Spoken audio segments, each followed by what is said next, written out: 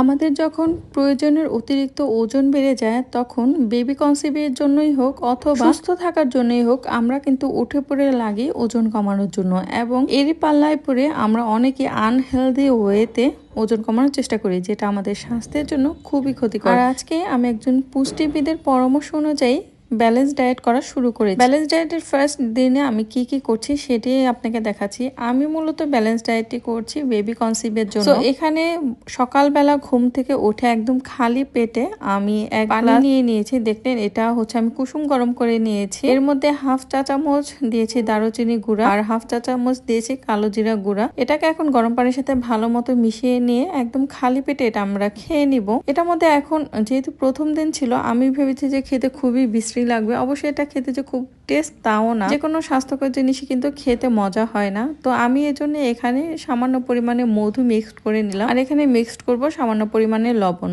দেন পুরো মিক্সচারটা খুব সুন্দরভাবে আমি মিক্স করে নিয়ে খেয়ে ফেলবো পানিটা গরম থাকা অবস্থায়। পানি ঠান্ডা হয়ে গেলে কিন্তু এর কার্যকারিতা তেমন একটা হবে না। তো এটা পানিটা গরম থাকা অবস্থায় খেয়ে নিতে হবে। এর প্রায় 20 থেকে 30 মিনিট পর আমি খেয়ে নিচ্ছি একটি ডিম সিদ্ধ। এখানে হাফ বয়েল ডিম খাই। সো ডিমটা একটু বেশি হাফ বয়েল রয়ে গিয়েছিল এবং আমার হেল্পিং হ্যান্ড যে ছিল ও ডিমটার খোসা ছাড়িয়েছিল, ভালোভাবে ছাড়াতে পারিনি। তো যে কোনো ডায়েট প্ল্যানে কিন্তু সিদ্ধ ডিমটা খাওয়ার জন্য সাজেস্ট করে সব পুষ্টিবিদরাই। তো বেবি কনসেপ্টের জন্য ডিমটা কিন্তু খুব ভালো একটা পুষ্টির উৎস। সেই সাথে বিভিন্ন ধরনের হার্বস, আমরা যেমন আদা, রসুন, হলুদ, মরিচের গুঁড়া, জিরা, ধনিয়া গুঁড়া, কিছুক্ষণ আগে আমি যেমন খেলাম কালো জিরা পাউডার ও দারুচিনি পাউডার, এগুলো কিন্তু খুবই কার্যকরী। এগুলো থেকে বিভিন্ন ধরনের আমাদের যে হরমোনগুলো প্রয়োজন হয় আমাদের বডিতে, মেডিসিন বা বিভিন্ন ধরনের সাপ্লিমেন্ট খাওয়ার পাশাপাশি খাবার থেকে যদি আমরা এই হরমোনগুলো নিতে পারি, আমাদের বডি উৎপন্ন করতে পারে, তবে সেটা আমাদের জন্য অনেক অনেক বেশি উপকার। এটা হচ্ছে দুপুরের দিকে প্রায় 12টার দিকে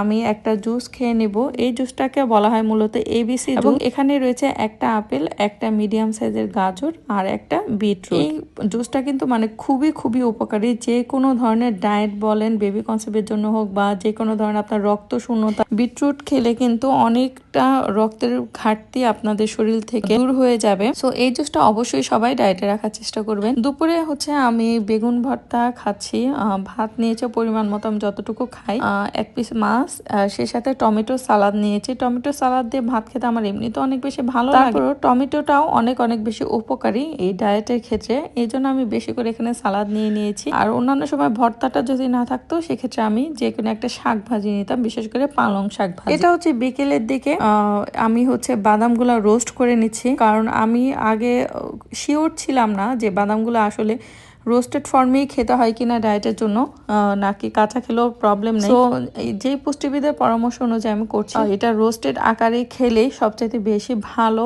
গুণাগুণটা পাওয়া যাবে। এখানে আমার কাছে যে বাদামগুলো ছিল, বেবি কনসেপ্টের ক্ষেত্রে বিভিন্ন ধরনের হরমোন বডিতে উৎপন্ন করার জন্য সিড সাইকেলটা মেনটেন করা খুবই জরুরি।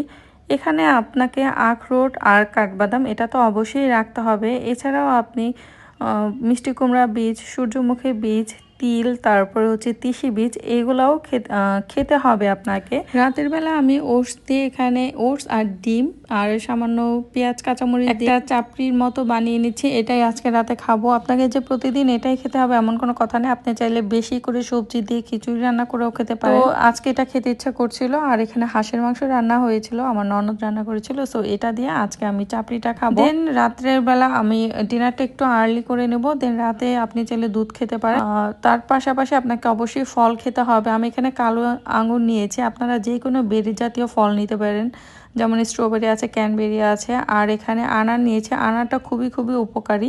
তো এটাই ছিল মোটামুটি আমার ব্যালেন্স ডায়েটের ফার্স্ট ডে। চেষ্টা করব কন্টিনিউ করার জন্য। আমি কোনো কিছু বেশি দিন কন্টিনিউ করতে পারি না।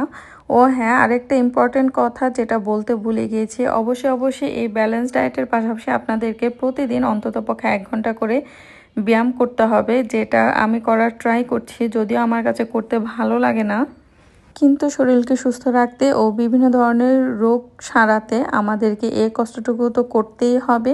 তো ব্যালেন্স ডায়েটের পাশাপাশি আমিও এই ব্যায়াম করার অভ্যাসটা মেনটেন করার ট্রাই করছি। তো এই তো দেখা যাক রেজাল্ট কি হয় আর এই ডায়েটটা আমি কন্টিনিউ করতে পারি কিনা। এর পূর্বে আমি অনেকবার এই ধরনের ডায়েট শুরু করেছিলাম, বাট আমি কন্টিনিউ করতে পারিনি। আজকে যখন ভয়েস দিচ্ছি তখন হচ্ছে তৃতীয় দিন, আর এটা ছিল প্রথম দিনের ভিডিও আপনাদের সাথে আমি শেয়ার করেছি। তো নেক্সট ডে আমি আবার 1 সপ্তাহ পর আপনাদের সাথে আমার 1 সপ্তাহ পরের যে ডায়েটটা সেটা আবার শেয়ার করব। আজকের ভিডিওটি এই পর্যন্তই ছিল। আপনারা যদি এই বিষয়ে এক্সপিরিয়েন্সড হয়ে থাকেন তাহলে কমেন্টসের মাধ্যমে অবশ্যই জানাতে পারেন। দেখা হবে নেক্সট ভ্লগে। সে পর্যন্ত সবাই ভালো থাকবেন, সুস্থ থাকবেন। আল্লাহ হাফিজ।